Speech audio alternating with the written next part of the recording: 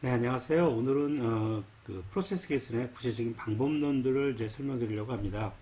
앞으로 좀 3주 정도 이상을 이 내용들을 좀 얘기하려고 하는데요. 그 중에 이제 첫 시간은 가장 기본적인, 즉, 어떻게 보면 뭐 통계적인 기법을 사용한다기보다는 상식적인 레벨에서 진행하는 그런 그 품질 개선 도구들을 얘기하려고 합니다. 그래서 그걸 우리 기본 도구라고 얘기하고, 이 도구들은 이제 일본에서 이제 개발돼서 널리 일본에서 사용되었는데, 크게 보면 두 가지 도구가 있다고 얘기합니다. 품질 관리의 7가지 도구, QC의 7 툴이라고 얘기하는데요. 이시카와가 만들었다고 얘기를 하고, 이 방법론들을 이제 널리 이제 그 일본에 있는 생산 라인에 있는 사람들한테 알려줌으로써 품질 개선을 하기 위한 어떤 기본적인 방법론들을 배울 수 있도록 해줬다는 게 이제 큰 기여다 이렇게 얘기를 하고 있습니다. 그래서 이제 QC의 7 Tools라고 얘기하고요. 근데 이제 QC의 7 Tools는 일반적으로 약간의 이렇게 데이터를 분석하는 것을 기반으로 갖고 있습니다. 근데 이제 실질적으로 분석을 하다 보니까 특히 이제 여러 명이서 같이 개선 작업을 하다 보니까 이제 언어적인 데이터를 분석해서 어떤 작업을 해야 될 때가 상당히 많았어요. 그러다 보니까 그것들을 보완하기 위해서 품질의 새로운 7가지 툴이라고 하는 것을 만들어서 작업을 시작합니다. 뭐 딱 7가지가 도구라는 게 아니라 그냥 세븐이라는 단어가 좋아서 그렇게 쓴 것 같아요. 그래서 똑같이 일치되지 않는 경우도 있고요. 아까 말씀드린 것처럼 뭐 앞에 7가지 도구는 다 정량적인 걸 의미하고 7가지 도구는 정량적이 아니고 뭐 그 언어적인 데이터만 이용한 것은 아니에요. 근데 이제 크게 구분을 그렇게 나눠서 잔다 이렇게 설명을 드릴 수 있겠습니다. 그래서 먼저 저희가 이제 품질 개선의 7가지 도구를 설명드리려고 하는데 7가지 도구를 크게 이제 체크시트, 도수 분포표, 또 히스토그램이라고 얘기를 하죠 일반적으로요. 그리고 파레초 차트, 네, 특성 요인자라고 하는데요. 코즈 앤 이펙트 다이어그램이라고 합니다. 이게 참 재미있는 그림이에요. 이 이름을 이시카와 다이어그램이라고 말하기도 합니다. 그 이유는 이제 제가 말씀드린 것처럼 이 7가지 도구를 만들어서 전파한 것이 이시가와라는 분이 하셨고, 그리고 이 그림도 그분이 이제 시작했다는 얘기가 있어요. 그리고 이제 산점도 우리가 많이 그려본 것들이죠. 그리고 이제 관리도까지는 대부분 일치를 하는데, 뭐 어떤 사람들은 6번째 툴을 스트래티피케이션이라고 하기도 하고, 어떤 사람은 플로우 차트라고 하고, 어떤 사람은 그래프라고도 하는데, 뭐 큰 차이는 없습니다. 이제 그래프라고 하는 것들이 이제 관리도랑 연결되기도 하고 뭐 여러 가지가 있기 때문에 크게 뭐 7가지가 요놈이다 딱 말하기는 애매할 때가 좀 있어요. 그래서 이런 방법론들을 이용하는데 대부분의 이 방법론들은 사실은 아까 말했던 데이터를 기반으로 하고 있어요. 근데 사실은 뭐죠? 특성적인 데이터라고 말하기가 조금 애매할 때가 좀 있어요. 그래서 그리고 이제 플로우 차트도 좀 데이터라고 말하기 좀 애매할 때가 있죠. 이 기법 자체는 어렵지 않고요. 여러분들이 상식적으로 이해할 수 있는 기법들이다 이렇게 생각하시면 되겠습니다. 그래서 하나하나 여러분들이랑 같이 점검해 나가려고 합니다. 뭐 체크시트는 여러분들이 여러 번 봐왔던 것들이죠. 자료를 쉽게 정확히 모을 수 있고 분석이 편리하도록 작성할 수 있는 것이다 이렇게 말씀을 드리고 있습니다. 여기서는 이제 뭐 우리가 분량들을 모을 때 가스 분량이 몇 개다라는 걸 쭉 치죠. 그럼 개수가 나오게 되는 거죠. 그래서 어느 게 가장 많은 분량이 있다는 것을 볼 수 있겠고요. 여기 옆에 있는 그림 같은 경우는 이제 결점이 났을 때 어디서 발생하는지 그 위치를 이렇게 침으로써 뭐죠? 그래피컬로의 어떤 그 위치를 파악할 수 있는 그런 그림을 체크시트로 만들 수도 있다 이렇게 얘기를 하고 있습니다.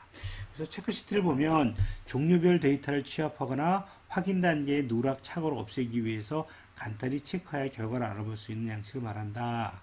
체크시트는 데이터나 일 결과를 간단한 기호로 표시함으로써 데이터를 수집 및 정리하고 일에 착오가 없이 진행할 수 있도록 확인할 수 있는 편리한 기법이다 이렇게 얘기를 하고 있습니다. 일반적으로 두 가지를 많이 써요. 그러니까 데이터를 모을 때 쓰죠. 뭐 우리가 가장 대표적인 경우가 어떨죠?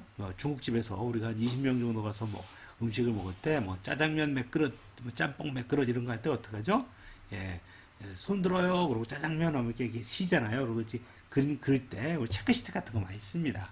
그래서 실제적으로 생활에서 그런 걸 많이 쓰죠.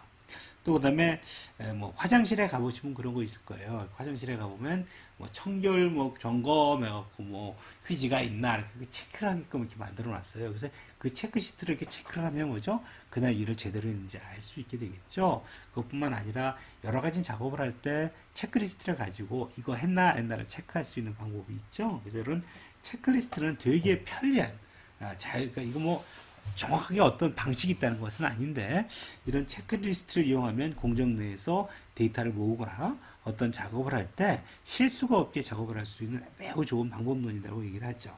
그래서 공정관리를 필요한 정기적인 것을 체킹하거나 데이터를 표현하거나 때에 따라서는 층별화된 데이터를 모으거나 이런 것들을 할 때 우리가 체크시트를 이용합니다. 그래서 이런 체크시트를 이용해서 실제로 아주 간단하지만 상당히 많은 중요한 일들을 할 수 있습니다. 그래서 제가 말씀드린 것처럼 이 QC의 7가지 툴은 실제 공정 라인에서 이런 방법론을 이용하면 매우 효율적이에요.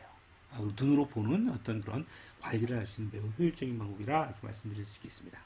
두 번째 나오는 방법으로는 히스토그램을 만드는데 히스토그램도 여러분들이 많이 썼죠. 이게 데이터가 쭉 모이면 데이터가 어떤 분포가 있는지를 한눈에 보기 위해서 작성하는 것을 우리가 히스토그램이라고 얘기를 하죠. 일반적으로 히스토그램은 정량적 데이터를 분석할 때 사용합니다. 정량적 데이터를 분석해서 사용하고 여기다 이제 계급을 놔두죠. 어떤 값을 우리가 어디서부터 어디까지라고 쭉 늘어놓고 난 다음에 그 구간별로 과연 얼마나 빈도가 있는지를 해서 그림을 이렇게 막대 그래프로 그리면 이 막대 그래프로 그리는 이 그림을 우리가 히스토그램이라고 하는데 이렇게 히스토그램을 그리면 어떻게 됩니까?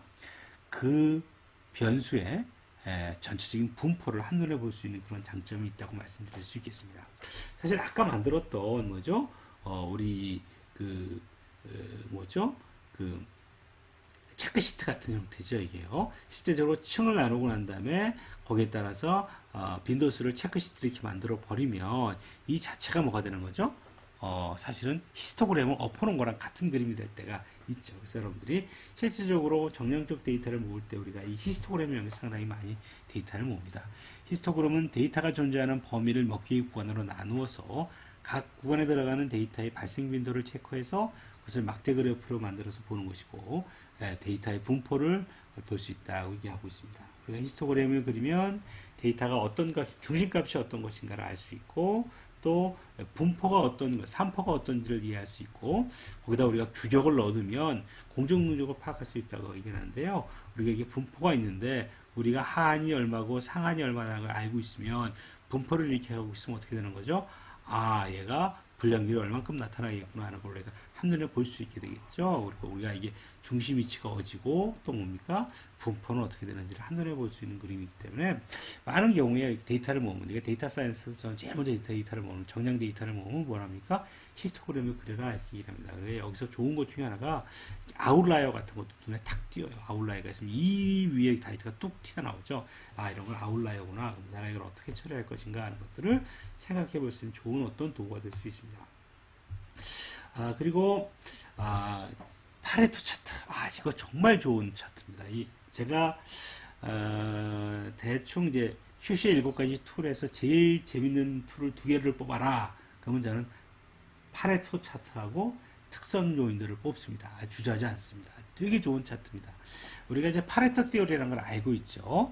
20, 80 티오리라 그러죠. 20%가 80%를 설명한다라는 얘기 아닙니까? 우리가 이제 고객 분석을 할 때도 이제 우리가 고객 타겟팅 할 때도 이런 고객 분석하는 이유가 뭐죠? 이게 모든 고객이 동일한 그 효과를 주지 않는다는 말을 했지 않습니까? 20대, 80대율이라고 얘기를 많이 합니다. 이게 중요한 개념이에요. 그래서 우리가 어떤 문제점들의 우선순위를 정할 때 상당히 많이 사용돼요. 매우 중요합니다. 그러니까 여러분들 이렇게 문제가 많아요. 이런 말을 많이 하죠. 근데 문제가 많은데 어떻게 되죠? 진짜 많이 발생하는 문제는 몇 개 안 돼요. 그러니까 vital few라고 얘기를 많이 합니다. 그래서 이 그림에서 보면 우리가 분량을 이제 사실은 이걸 어떻게 모읍니까? 데이터를 모으는 걸 우리가 체크시트 같은 거로 모을 수 있어요. 그래서 쫙 모아보면 어떻게 되죠? 그거를 중요한 놈부터 순서대로 쭉 써놓습니다. 그러면 기포 이렇게 보면 이렇게 그림이 나타나면서 내가 중요한 놈이 몇 개 안 된다라는 거예요. 몇 개 안 되기 때문에 얘만 잡으면 뭐죠? 나머지 것들은 거의 문제가 안 될 때가 상당히 많아요. 그래서 이 파레토 차트를 그리는 것이 상당히 많이 도움이 된다 이렇게 얘기를 하죠. 그래서 파레토 차트는 불량, 결점, 클레임, 고장, 발생 건수들을 현상이나 원인별로 나누어 크기대로 나열한 다음에 막대 그래프와 거기에 대한 누적 꺾은 선 그래프를 나타내게 됩니다. 자, 파레토도는 80대 20이라는 법칙으로 잘 알려져 있는 파레토 티어리 때문이죠. 즉 20%에 해당되는 범주에 대한 공략으로 문제의 80% 해결할 수 있다고 됩니다. 즉 문제가 되는 중요한 항목들을 쉽게 추천할 수 있고요. 또 비교 항목의 우선순위의 비중을 한눈에 볼 수 있고 비교 항목의 중요도를 한눈에 볼 수 있고 설득력이 있다 이런 말을 씁니다. 복잡한 계산이 없이 누구나 쉽게 만들어 올 수 있는데 이걸 갖고 우리가 뭐에 포커스했는지 알 수 있죠. 우리 재고 관리에서 ABC 그 재고 관리라는 얘기 하잖아요. A라는 건 뭐죠? 아주 많은 뭐 빈도수가 있는 것들을 A 품목이라고 얘기하죠. 그걸 따져보면 우리가 재고가 한 1000개쯤 되는데 실제적으로 우리가 메인 관리해야 될 A 품목은 몇 개 돼요? 예? 50개면 다 돼요. 그래서 문제가 많아요 이런 말 하지 말고요. 문제가 많을 경우에 어떻게 하죠? 문제를 잘 데이터를 뭐죠? 우리가 그 체크시트 같은 거로 잘 모으고 난 다음에 그걸 뭐죠? 파레토 차트로 잘 그려가지고 뭐가 우선순위가 먼저인지를 쫙 뽑아내 보면요 아주 손쉽게 설명할 수가 있습니다. 이런 그림을 잘 그리면요 생각보다 그 회사 내에서 어떤 프로세스 개선하는데 아주 결정적인 능력을 발휘합니다. 그리고 이런 것들을 산업공학도들이 좀 잘하거든요. 이런 걸 잘하면 다른 사람들은 그래요. 너무 당연한 얘기지만 매우 놀래요.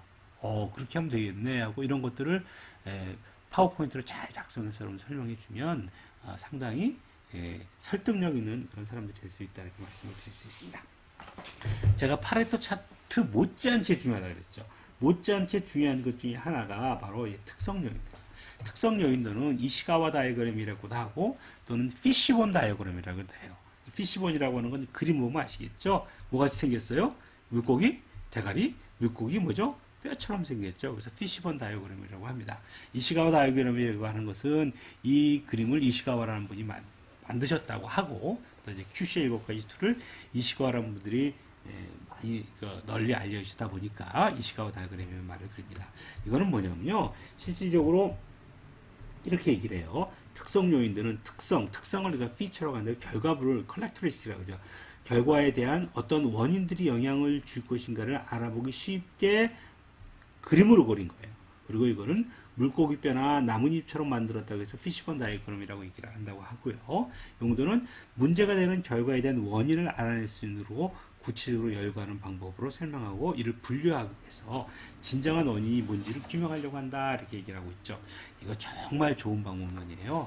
사실 이거 브레인스토밍을 이용합니다. 그러니까 한 사람이 하는 것보다 여러 명이 모여서 작업하는 게 훨씬 더 이시가와 다이어그램도 그림이 도움이 많이 돼요. 그러니까 여러 사람이 모인 다음에 어떤 얘기를 하냐면 야 우리 회사에 지금 성형불량이 존재하는데 성형불량에 대한 이슈 왜 성형불량이 발생하는지를 분석하고 싶다. 그러면 이제 우리가 뭐죠? 막 리스트를 뽑아내요. 리스트를 막 뽑아내는데 그 리스트를 막 뽑아내는 걸 한꺼번에 넣는 건 별로 도움이 안 될 때가 많아요. 얘를 어떻게 하죠? 몇 개로 이렇게 분류를 하는 거예요. 그럼 성형불량이 작업자에 대한 문제인지 재료에 대한 문제인지 작업 조건의 문제인지 도구에 대한 문제를 분류를 하고 난 다음에 그 작업자는 좀 더 몇 가지 항목으로 이렇게 나누죠. 작업자는 숙련도에 관계되는 건지 뭐는 뭐에 대한 건지 이렇게 쭉 나눠보면 이 그림을 그릴 수 있는데 이렇게 그림 한번 쫙 그려놓고 나면요. 성형불량이 뭔지 한눈에 보이게 됩니다. 그리고 이걸 하고 난 다음에 이제 똑같은 중요도가 아니죠. 그러니까 중요한 건 더 새빨간 글들로 쓸 수도 있고 이렇게 여러분들에게 다양한 형태의 그림을 그릴 수 있어요.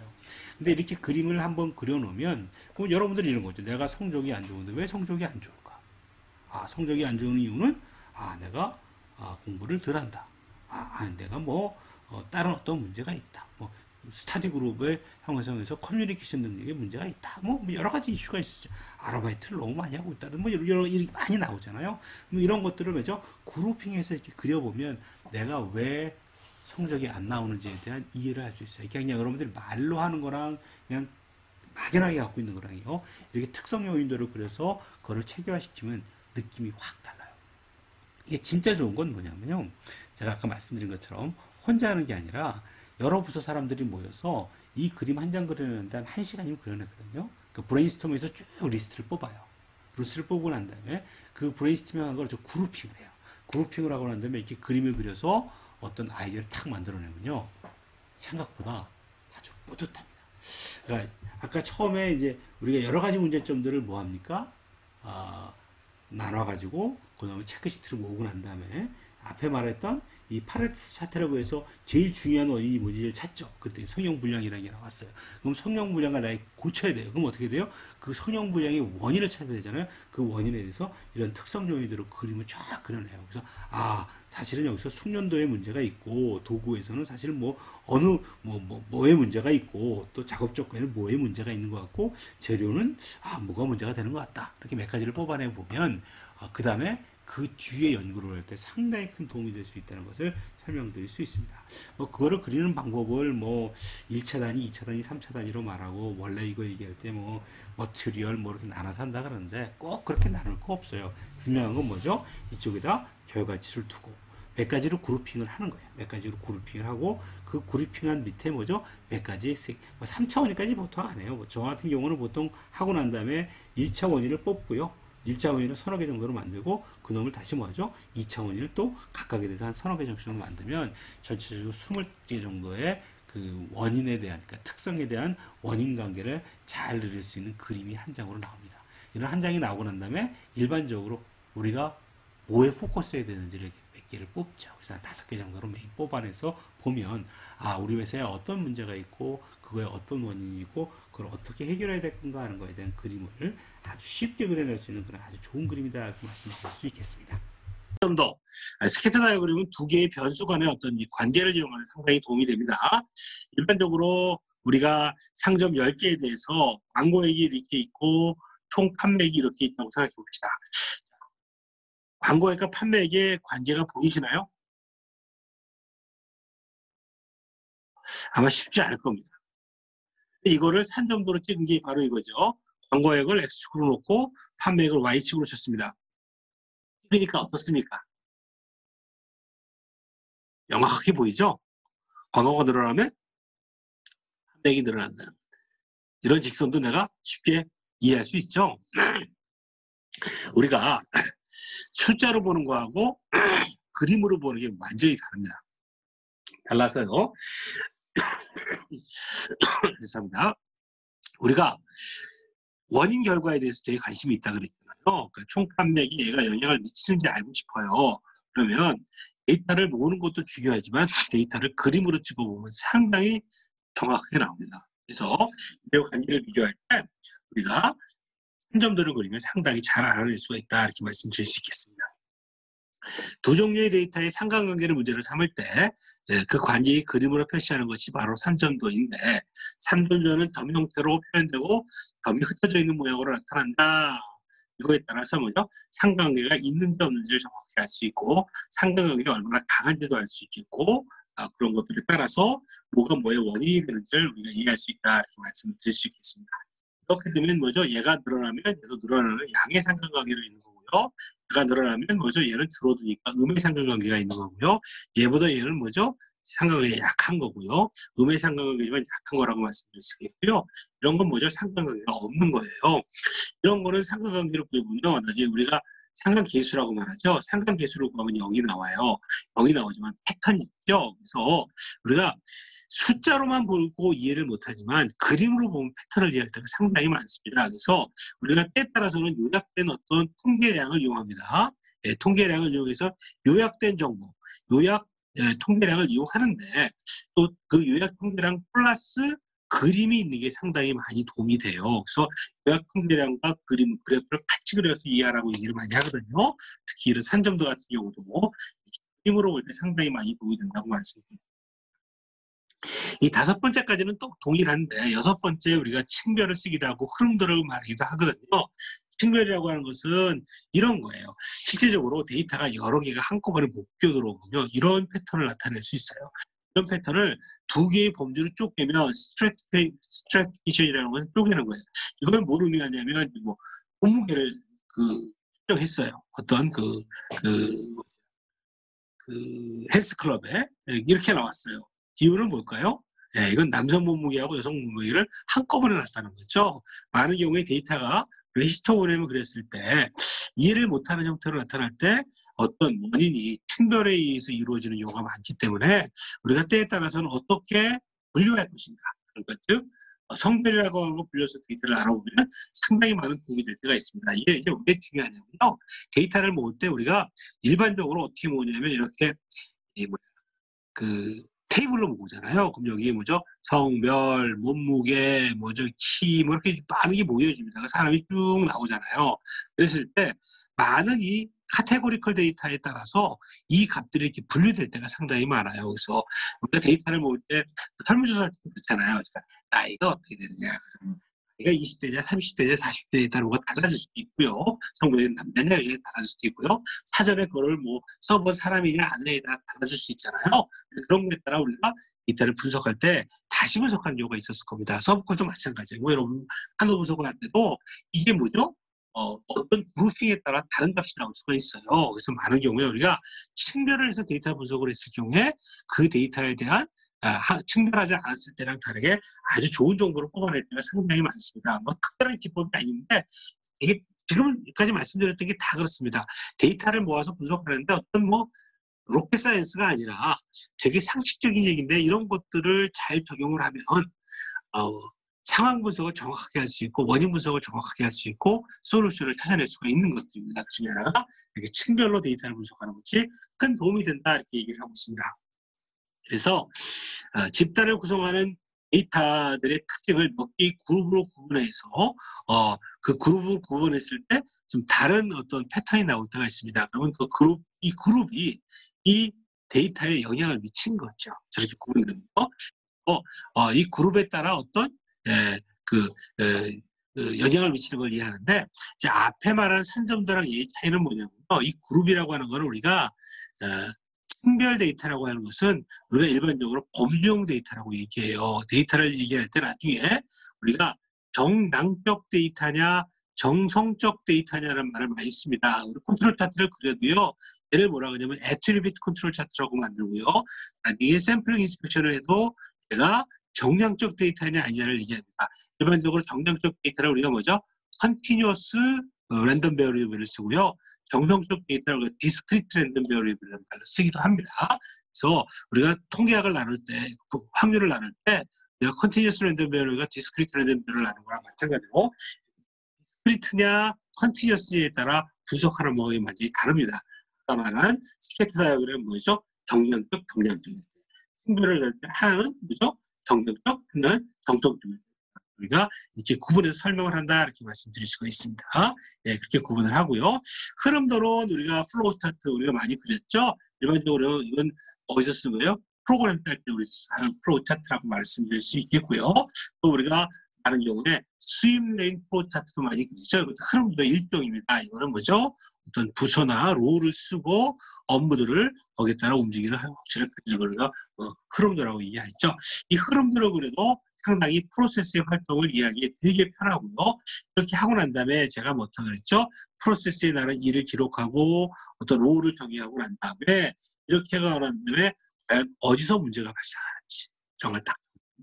네, 그리고 여기다 뭐 여러 가지 데이터를 집어넣을 수도 있어요. 이거 걸리는데 30분, 이거 걸리는데 이틀, 뭐 이렇게 날짜를 적다 보면 우리가 전체 프로세스에서 어디가 가장 많이 시간이 걸리는지가 내가 문제 삼는 게 뭔지에 따라 다르지만 이 스윕레이 차트를 잘 이용해서 문제를 그려보면 상당히 많은 도움이 될 때가 많습니다. 그래서 이런 것들을 우리가 활용할 수 있다고 말씀을 드렸고요. 또 이제 관리도를 이용한다. 이제 컨트롤 차트라고 얘기하는데요. 런 차트라는 말도 쓰기도 하는데 우리가 중요한 품질 특징이 이게 이제 내 몸무게를 내가 관리한다. 이제 몸무게가 이렇게 움직이고 있죠. 그러다가 갑자기 이렇게 펑 뛰면 뭐가 되는 거죠? 문제가 있는 거죠. 그러면 내가 원인을 찾아서 집어넣는 거죠. 그러니까 항상 원인 관리 상한이 있고 관리 하한이 있습니다. 관리 하한 밖으로 나가는 것을 항상 안으로 집어넣을 수 있도록 관리하는 것을 관리도라고 하는데 여러분들 실질적으로 많은 경우에 우리가 업무 프로세스가 공정값이 이렇게 움직여요. 예를 들어서 이제 내가 일주일에 공부하는 시간 이렇게 생각하면 일주일에 공부하는 시간이 내가 20시간 정도를 유지하고 싶다. 딴 것 빼고 내 네트로 공부하는 게 계산을 해보면 그 전날은 내가 18시간을 공부했고 그 다음날 21시간을 공부했고 뭐죠? 어떤 날은 30시간을 공부했다. 그럼 내가 이게 대충 한 25시간에서 15시간 안에는 내가 그냥 관리 안 하는 거라고 이 밖으로 나가고 왜 그런지 알고 싶다는 얘기가 되겠죠. 이럴 때는 뭐죠? 어느 날은 10시간밖에 공부 안 했어요. 왜 그럴까 물어봤더니 뭐죠? 네, 제가 예, 술을 연장 5일을 먹었네요. 그럼 앞으로 5일 술 먹는 일은 없어야겠구나. 이런 어떤 작업들을 하실 수 있겠죠.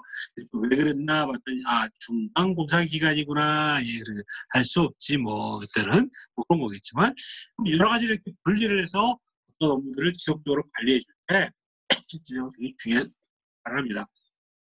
왜냐하면요, 이렇게 관리하지 않으면 사실 내가 지속적으로 열심히 공부하기 어려워요. 그대로 관리하는 게 상당히 도움이 됩니다. 이런 관리도는 제가 어떻게 작성하는지를 다음 시간에 설명을 드리겠습니다. 관리도는 관리 상한, 어퍼 컨트롤 리밋과 관리한, 로어 컨트롤 리밋, 그리고 센트럴 라인으로 구성되고요. 프로세스가 하기 위해서 실질적인 작업들을 점으로 찍고 꺾은 손으로 이렇게 그림을 그립니다. 그리고 이 관리 상한과 한 안에서 이루어지는지를 확인하고 그 밖에서 나가게 되면 그 안에 있을 때 우리가 프로세스가 관리된 상태라고 얘기하고요. 벗어났을 경우에는 우리가 빨리 개입을 해서 어떤 조처를 취해줘야 된다는 거죠. 예, 무슨 말이죠? 예, 중간고사 시간에 더 봤다. 뭐, 알겠어. 그래서 그랬구나. 넘어가면 되는 거고요. 조처를 알려도 되는 거고요. 어느 날 갑자기 몇 시간으로 떨어졌어요. 근데 왜 그랬느냐? 그날은 내가, 구정기간이라서, 집에 내려갔다. 뭐 할 수 없는 거죠, 뭐, 그요. 근데 아무것도 아니고 보통인데도 이게 8시간만 공부하기 시작하더라. 더 큰 문제는 뭐죠? 8시간이 계속 연달아 지키는 게 뭐예요? 여기 문제 시작한 거예요. 뭐에 들어간가요? 게임, 신종 게임에 내가 뭐죠? 빠져든 거예요. 어떻게 되죠? 예, 이러면 안 되죠. 이게 막 몇 주 가면 방법이 없죠. 예, 할 수 없죠. 뭐, 성적 2.0 받는 수밖에. 그대로 놔두면요. 이러면 안 되겠죠? 예, 그러니까 이렇게 발생했을 때 내가 이걸 빨리 디텍트 해야 되는 거예요. 예, 근데 이게 데이터로 관리하지 않으면 내가 디텍트를 잘 못, 이걸 잘 못, 실제 이루어지고 이런 걸 보려고 한다는 것이죠. 그래서 다양한 형태로 이런 그래프를 이용해서 수치평을 대할 때 알게 보고 보기 쉽고요. 시계일적으로 영향을 파악할 수 있고 전체 윤곽을 볼 수 있기 때문에 관리도가 굉장히 좋은 방법입니다. 그래서 관리도가 설명을 드리려고 합니다. 자, 요거는 이제 품질 관리를 할 때 이런 QC의 7가지 도구를 가지고 품질 관리를 합니다. 그래서 절차는 어떻게 되나? PDCA 사이클, 꼭 걔는 뭐죠? 식시그마는 EMAIC라고 하는 방법론을 쓰기도 하고요. 이 방법론은 뭐라고 써도 상관없습니다. 그룹핑을 이렇게 한 거고요. 실제 관련된 내용들을 더 자세히 나눠보면 거의 유사합니다. 한 10몇 개 정도로 쪼개질 수 있는데 거의 유사하게 나눠진다 이렇게 생각할 수 있습니다. 무슨 말이죠? 제일 먼저 뭐죠? 어떤 원인을 파악한다는 거죠.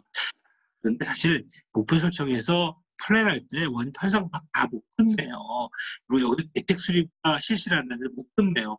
목표를 일단 살펴하고요. 사실 여기 어드레스를 또 해요. 심층 분석 다시 들어가야 돼요. 일반적으로. 그리고 거기에 대한 대책 만들어. 이 시간 많이 걸려요. 이게 제일 많이 걸려요. 예. 그리고 그러고 나서 거기에 필요한 여러 가지 기법들이 연결되겠죠. 이런 게 연결될 수 있고 그 담당자는 누가 될 거고 이 작업을 하는데 언제까지 뭘 할 것인가를 이렇게 뭐죠?